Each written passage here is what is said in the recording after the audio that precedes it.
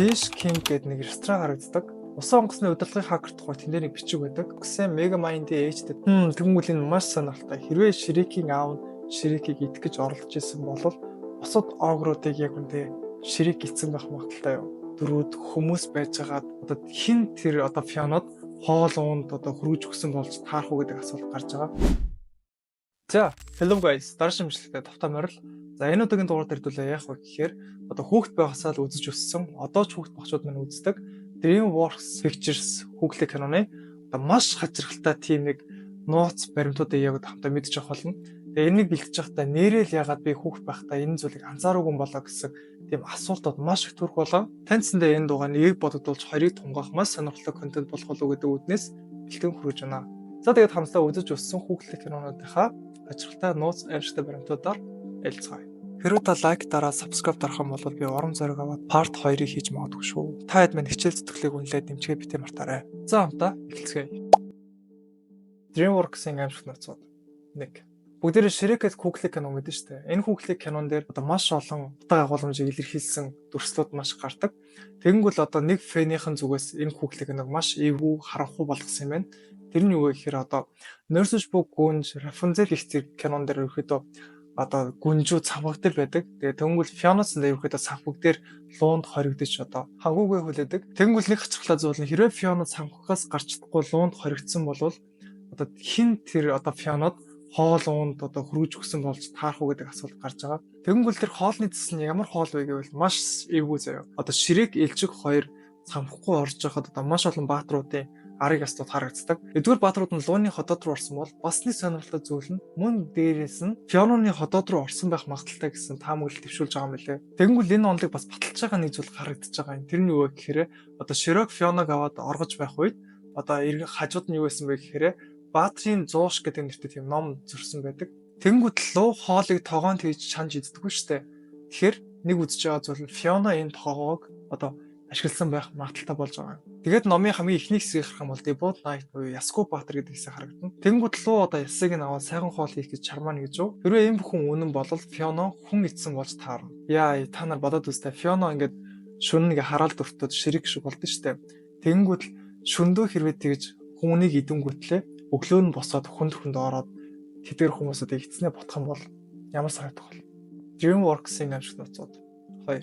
Акулын үлэр гэдэг куклэгнүүд бүгд мэдэн штэ. Маш олон одоо мафийн загснууд харагддаг. Дээрс нь одоо гол дүрийн хүн болоо Will Smith бас байдаг. Тэнгүүл куклэгнүүд дээр маш жижиг нэг деталь зүйл харагддаг. Тэр нь юу вэ гэхээр Fish King гэдэг нэг ресторан харагддаг. Манай ертөнцид болохоор Burger King болохоор бургер зардаг бол одоо Fish King гэх юм бол одоо загсны хоол ирэхэд зардаг болж таарж байгаа. Үүнийг үзэх юм бол одоо усан доорх ертөнцид одоо махчин яс ойлдог байж магадгүй гэсэн санааг төрүүлж байгаа юм байна. Тэгэнгүүт нэг сонирхолтой асуулт төрүүлж байгаа нь юу вэ гэхээр хэрвээ тэр зарж байгаа бол маш олон жижиг загснууд нийлээд тэр ресторанд ирэхэд хоол болж бүтээгдэхүүн болж гарч исэн бол яах вэ? Ингээд бодохоор Fish King гэд хэд хэдэн асуултууд төрүүлж байгаа. Нэгдүгээр нь болохоор ажилчид өөрийнхөө төрөл зүйлээс хоол хийдэг бол яах вэ? Хоёр дахь нь болохоор загсны махыг хаанаас олж байна?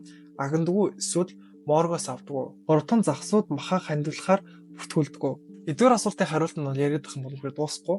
Гэхдээ хэрвээ юм хүн үнэн бол хэдий ингээд загсууд гоё юм нэртэй амьдарч байгаа гэсэн те би биенийгаа идэхийн тулд тийм ресторан бүтээгээд тэгээд энэ нийгэмд нь идэхүү гэдэг маш том харгислал болж байвал яах вэ? DreamWorks-ийн аимшигт нууцууд 3. Бүгдээрээ Мадагаскар гэдэг куклэ кинонд гардаг одоо пингвинүүд мэдэн шүү дээ. Маш их ухаалаг. Фэнүүд нь юу гэж үзэж байгаа вэ? Нууц туршилтын золиос болоод ийм их ухааныг одоо авсан гэж юухэд үздэг. Энэхүү онолын дагуу хэрвээ тэр пингвинүүд нь туршилтанд ороод энэ их ур чадварыг аваад тэр туршилтанд амжилттай болсон бол нэг зүйл илэрхий гарч ирнэ. Тэр нь юу вэ гэхээр одоо пингвинүүд одоо туршилтын байхаас татгалзаад тэндээсээ оргоо сүргтэйгээ нээсэн бол сүг нь одоо хүлээж аваагүй болж тарж байгаа. Тэгэхээр сүг нь хүлээж аваагүй болонгол нөгөө хэд одоо амтны хүрээлэнд одоо хоригдсон болж таарна. Энэхүү онолыг одоо батлагтын нотлохоо байхгүйсэн Google кинонд нэг сонирхолтой зүйл анзаардаг. Тэр нь юу вэ гэхээр усан онгоцны удирдлагын хакер тухай тэнд нэг бичиг байдаг. What a piece of work is penguin. Энэ Shakespeare-ийн What a piece of the work is man буюу хүн гэдэг ямар гайхалтай бүтээл вэ гэх алдартай мөрийг санагдуулж байна. Бадуу энэ нь болохоор пингвинүүдийн одоо өөрсдийн хувь тавиланд эргэлзэж үг илэрхийлэх даалт мессеж болох боломжтой байна. Тэгэхээр эдгээр пингвинүүд үнэхээр хөгжилтэй амьтад нь эсвэл одоо маш их эмгэнэлтэй амьтад уу? DreamWorks-ийн аимшигт нууцууд 4. Ширик гэд Google Chrome дээр бас нэг сонирхолтой зүйл анзаарчихсан юм байна. Тэр нь юу вэ гэхээр одоо ширик гэд Google Chrome дээр ширик өөрөө одоо цор ганц юм шиг ерөөхдөө харагддаг. Тэгвэл хүмүүс тэднийг одоо устгасан болвол ширикийн дараагийн нэг анги дээр нь болохоор энэ нодлыг ерөөхдөө нацаадаг. Тэнгүүл нэг асуулт төрж байгаа нь юу вэ гэхээр хэрвээ оврууд олуула байсан бол яагаад ширик тэдэртэй таараагүй вэ? Зарим фэнүүдийг үзэж байгаагаар ширик өөрөө оршин байгаа нь одоо бусад огруудын устдах одоо шалтгаан болсон гэж үзэж байгаа. Тэгэнгүүт нэг шижигтэй баримт гарч ирж байгаа. Тэрний юу гэхээр ширик 3 гэдэг Google Chrome дээр нь болохоор ширикийг аав нь одоо идэх гэж оролдож исэн тухай ярьдаг. Тэгэхээр ширик өөрөө бас тэгж огруудыг идэх тийм зуршилтай болж гарч ирж байгаа. Тэгэнгүүт гэртэн нэг зүйл бас анзаардаг. Тэр нь юу вэ гэхээр одоо савн дотор маш олон тийм нүднүүд байдаг. Тэр нүднүүд үнэхээр одоо бусад амьтны нүднүүд үү? Эсвэл түүний эзэн огруудын одоо сүүлчийн үлдэгдэл байсан уу? Тэгвэл энэ маш сонирхолтой. Хэрвээ ширикийн аав нь ширикийг идэх гэж оролдож исэн бол бусад огруудыг яг үндэ ширик эцэн байх магадaltaй юу? Таад мань юу гэж бодож чинь коммент дээр үлдээгээрэй. DreamWorks-ийн амжилт нууцуд 5. За бүгдээр Kung Fu Panda гэдэг Google Chrome-ыг бол бүгдээр үзчихсэн баг. Энэ Google Chrome дээр одоо амьтад яг хүн шиг тийм шинж чанартай харагддаг. Зарим фэнүүд үзэж байгаа уг гарал нь яг үндэ хүн байсан байх магадaltaй гэж үздэг юм байна. Онлын хувьд болохоор Kung Fu Panda-гийн багш нар ерөөхдөө маш олон техникүүдийг эзэмшээд хүмүүсийг болохоор амьтан болгож хувиргасан. Тэгээд зөксгөө тэдний уур чадвар улам илүү сайжирснаа гэр бүлээр нь одоо амьтан болгож хувирах техникийг эзэмсэн байх магадaltaй гэж үздэг юм байна. Энэ онлыг дэмжиж байгаа нэг зүйл нь юу вэ гэхээр Kung Fu Panda-гийн одоо Ghost of Ogwe гэдэг ангид одоо Kung Fu Panda-г Kung Fu хөдөлгөөлүүдийг ерөөхдөө дуурайж мөн дээрээс нь зүсээ хувилгаж чадах тэр санаа ерөөхдөө илэрхийлж ингээ гаргасан байдаг. Энэ санаа нь болохоор энэ онлыг илүү их дэмжиж өгд юм байна. Хэдийгээр Kung Fu Panda 4 дээр болохоор хүний дүрийг оруулах талаар ярилцаж одоо байсан ч хэрэгжүүлээгүй. Гэтэ хүмүүсүүдийн бас бодож байгаа зүйл нь Roy хэрвээ бас хүн байсан бол яах вэ гэсэн асуулт төрж байгаа. Тэгэхээр энэ зүйлийг аваад үзэх юм бол нэрийг Kung Fu Panda-гийн дөрүүд хүмүүс байжгаад тэгээд амтан болж хувирсан бол яах вэ гэдэг асуулт төрхөл юм байна. DreamWorks-ийн амжилт нууцуд 6.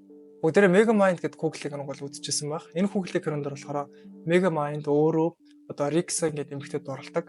Тэнгүүд одоо фэнүүдийнх нь үзэж байгаа нэг сонирхолтой зүйл анзаарчихсан юу гэхээр одоо Megamind Rickson 2 би бидэнд дурлсан тийм таталцал нэг ямар нэгэн тийм утга агуулмж байна гэсэн одоо дүгнэлтэнд хүрсэн байна. Сэтгэл судлаачдын үзэж байгаагаар болохоор хүмүүс өөрсдөд нь танил төрхтэй хүмүүст татагдах хандлагатай байдаг гэж үздэг. Зарим фэнүүд нь болохоор Roxanne Megamind-ийн ээжтэй төстэй гэж үздэг юм байна. Megamind нэрэ баах үед одоо эцэгийнхаа дүр төрхийг хамгийн сүүлдээ харсан учраас түүнтэй төстэй одоо дүр төрхтэй хүмүүстэй илүү ойр дотно гэж санагдаад тэр хүмүүстэй илүү татагдсан байх магадaltaй гэж үздэг юм байна. Сэтгэл судлаачдад үзэж байгаатай бол би бол айгүй санал байна юу вэ гэхээр одоо хүн ялангуяа эрэгтэй хүн одоо ээжтэйгээ төстэй ч юм эмэгтэйг ерөөхдөө сонгох тал нь илүү их байдаг байхаа гэж бол хувьдаа бол бодож байна. За тэгээд дугаар маань энд хүрээд өндөрлөж байна. Хэрвээ танд таалагдсан бол лайк дараа, subscribe дараа дэмжиж битэн мартаарай. За тэгээд Part 2-ыг хэрвээ та бүхэнд таалагдах юм бол хийх болно. Таад маань comments дээр бичиж үлдээгээ битэн мартаарай. За тэгээд уулзцгаая. Хөөний guys дуу хоолойгоо өөрчлөөч микээс солиоч гэсэн комент ирсэн. Тэгээд таад маань намайг дэмжиж донёс өгөх юм бол би ингээд энэ микээс солих болно. Тэгээд таад маань дэмжих хүсвэл хэрэг хүсвэл шүү дээ. Доорх данслуу маань донёс хийж дэмжих битэн мартаарай. За тэрч шүү.